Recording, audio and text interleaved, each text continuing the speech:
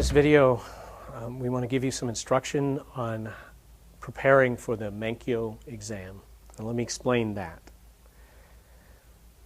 I have students. I teach students my interpretation of what I learned from Sensei Dillman. If I've been a good student, then they should be good students as well.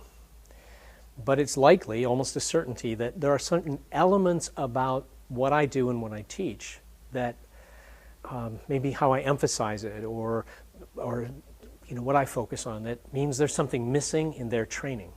How can I know what that is?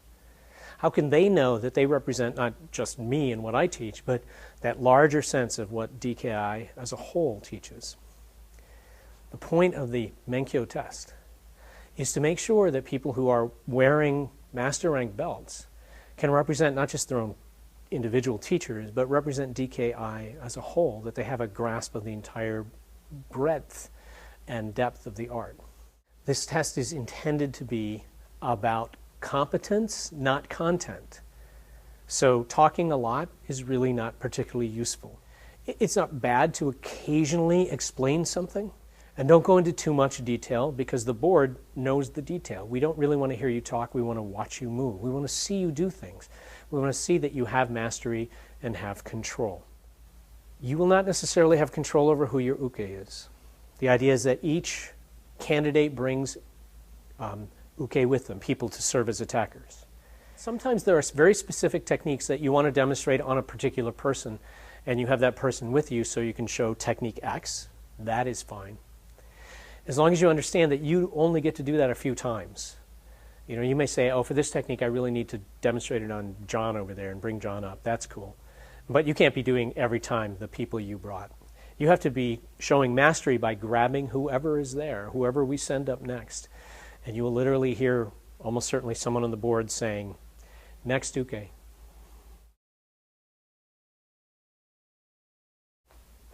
So my opponent attacks with a punch to the face. And as he attacks, what I'm going to do is with my right hand, it'll be like this. I'm going to hit him on heart chat number 2, and then large intestine 10, and so that's a fire melts metal combination. And then I'm going to go to stomach 5, and that from the large intestine, that's diurnal cycle. So he attacks, and I go, okay, I go 1, 2, 3.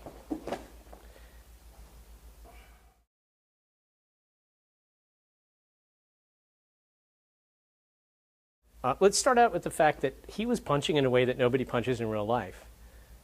Did you see how far away his hand was? So the first set of problems are the uke, not me. He's throwing a punch that's not even going to hit me in the head. And then he's doing it in a manner that only karate people do. You know, that stepping forward punch. So you have to make sure when you're testing that your partner, that whoever is the person who stands up there doesn't feed you one of those attacks. You might have to be specific. He throws, I might say, okay, he's going to throw a right cross to my head. Well, that's a whole different reality. That means he's going to have that leg forward and he's going to throw that punch to my face. And then I want to make sure that range is real. Because if it's not real, then I'm not showing anything. Now here's the second thing. When I did this technique before, Uezuki, and I'm like doing this and doing this. At this point in time, I have absolutely no control here. I've lost him. From the time I did this to this, there's nothing happening. There's this big opening, and Wally J used to tell us space equals escape. I need to control that space. I need that whatever I do takes care of the problem quickly. So it should look something more like this. Okay, so the attacker will have his left leg forward. He's going to throw a right punch to my head, and when he does,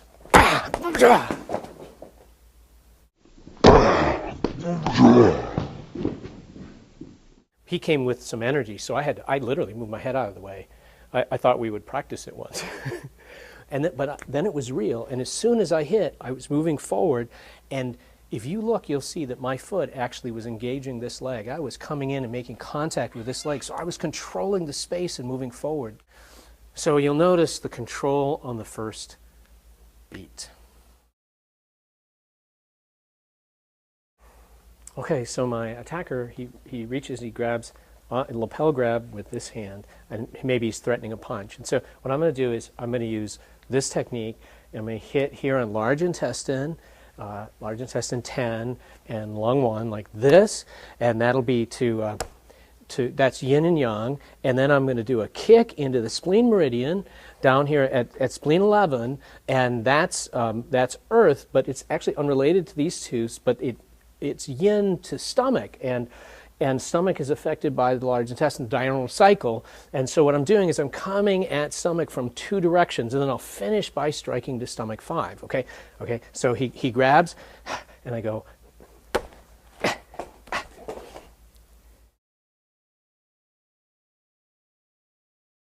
this test is intended to be about competence, not content. So talking a lot is really not particularly useful. And don't go into too much detail, because the board knows the detail. We don't really want to hear you talk. We want to watch you move. We want to see you do things. We want to see that you have mastery and have control.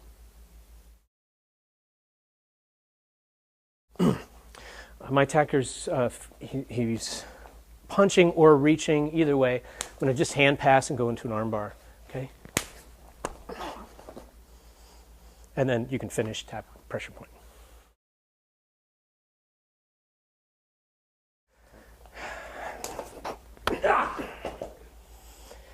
You see, the first time I was bent over, I was pushing him straight down. This time, if you notice that I'm actually pushing him back this way, folding him into himself. From here, I can also take a different point. Notice how my knee has engaged his leg. I'm actually now in control of his body. So now it's a very simple matter for me just to finish him off. Okay.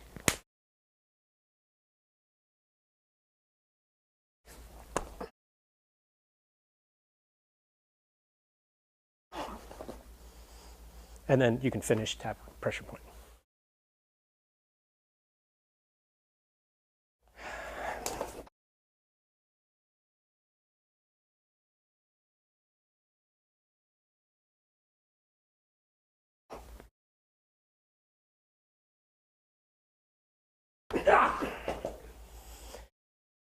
That mastery is about doing more than one thing, compounding the elements.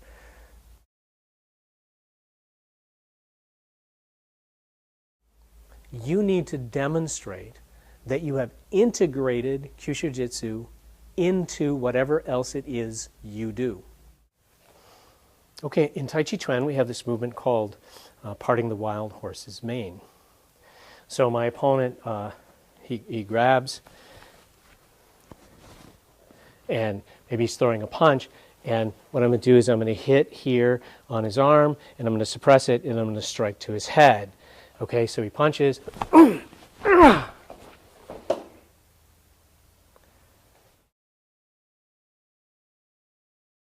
In Tai Chi Chuan, we have this movement called parting the wild horse's mane.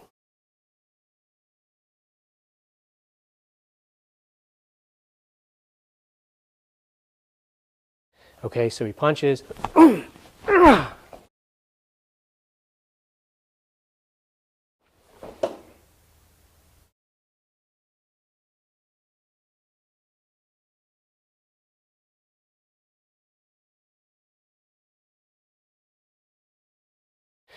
As he attacks,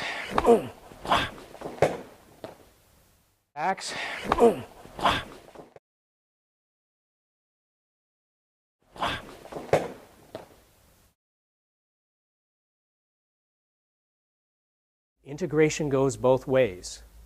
Whatever art you do has principles that should be informing how you do your Kyushu Jitsu and making your Kyushu Jitsu better.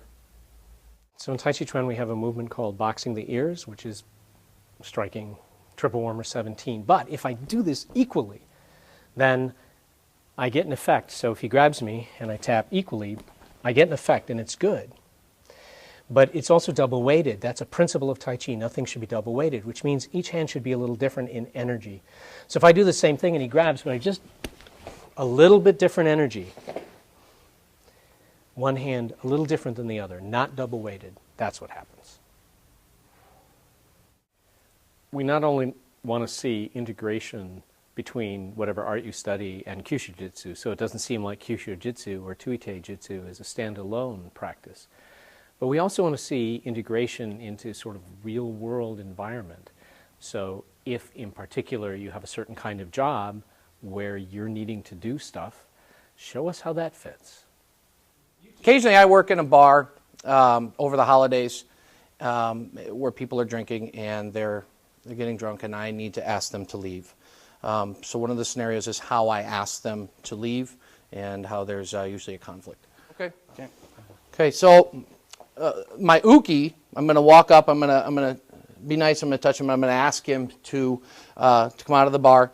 As I ask him to do this, I'm going to touch his arm. He's going to turn back around. He's not going to want to come with me, and he is going to get very standoffish with me. So I go, "Excuse me, sir. Can we come on outside with me for a minute? Come on outside." And then he'll pull back. This is where we'll start the scenario. Sir, hey, can you come out? Can you come outside with me? Talk to me real quick. We need it. Nope. Down. One of the things that I do when we're in the bar is I make sure that I went right to the right hand, because as the right hand is generally the dominant hand and the hand that will strike. At this point, this person's on the floor. We need to get him up because I need to get him out of the bar. In this situation, I used pressure points on the wrist and triple warmer on the back of the arm, included two-way action, a safe escort out the door, no one injured. So I'm a school teacher. I teach middle school and high school, and you're not going to be a teacher without coming across students fighting at some point. So when I'm breaking up a fight, I have to be very careful to not make it obvious that I'm using karate on them. So a lot of times when kids are fighting, they're not actually punching each other. I mean, you do get that, but a lot of times when they fight, it's a lot of this kind of grapply, wrestling, kind of shaking all over the place kind of type stuff. So what I'm going to need you guys to do is do that. And I'm back here. I say, hey, down. Go. Hey, you all right? Come on, up. Let's go this way. Let's go. As I was coming over the top, covering his eyes, Ganbi gives me control of his head. The other hand pushes. So I get this two-way action here, just overall, in general, that I'm applying to both of them. Using Ganbi actually calms him down. Energetically, that's what happens. So I can actually leave him on the floor for a second. He's not sure how he got there. And because now he's face-to-face with the teacher, it's generally not very difficult to say, come on, let's go, out. And that's one person breaking up a fight very quickly. It's not a bad idea to demonstrate defense against weapons, but that creates a whole interesting problem, and that's A, people tend to attack with weapons and training in ways that don't reflect what people do in real life, and B, because it's a weapon, nobody wants to do it for real. So a solution that you can use is to bring some equipment that allows this to be done safely. For example, a piece of headgear would allow a partner with a rattan stick to feel comfortable hitting full force to the head.